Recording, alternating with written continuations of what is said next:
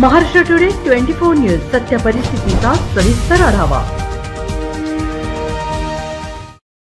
जालन्यातील Fraser boys या ठिकाणी Christmas trophy cricket स्पर्धेचे आयोजन करण्यात आले होते।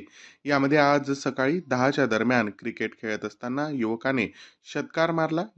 त्यानंतर अचानक त्याच्या छातीत दुखायला लागल्याने त्याला एका खासगी दवाखान्यात उपचारासाठी दाखल केले, मात्र डॉक्टरांनी त्याला तपासून मृत घोषित केले।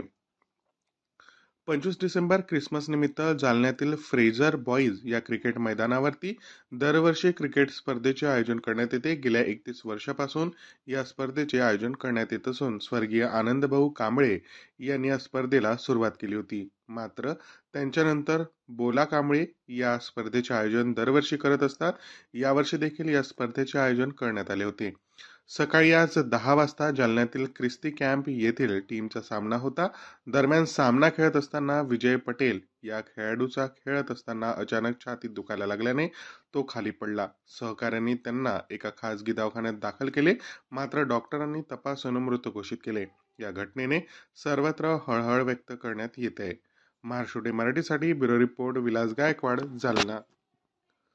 इतर ग्राउंडवर क्रिकेट खेळताना एक खेळाडू मृत्युमुखी पडला, काय सांगाल? दरवर्षीप्रमाणे आम्ही क्रिसमस ट्रॉफी क्रिकेट मॅच आम्ही आयोजन करत असतो। याही वेळी 31 वर्ष होतं आम्ही आयोजन केलं होतं।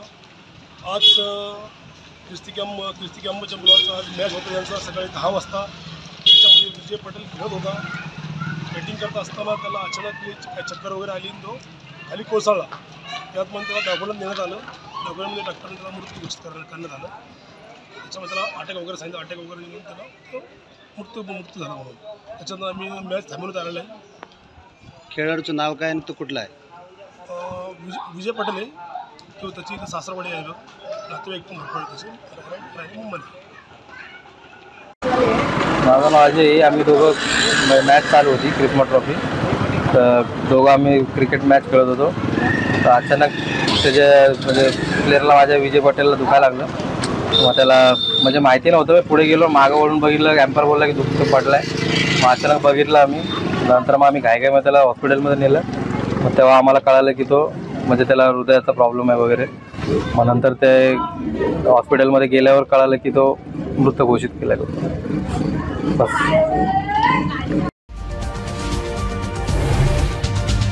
आजच महाराष्ट्र टुडे 24 न्यूजला सबस्क्राईब करा आणि सत्य परिस्थितीचा सविस्तर आढावा पहा।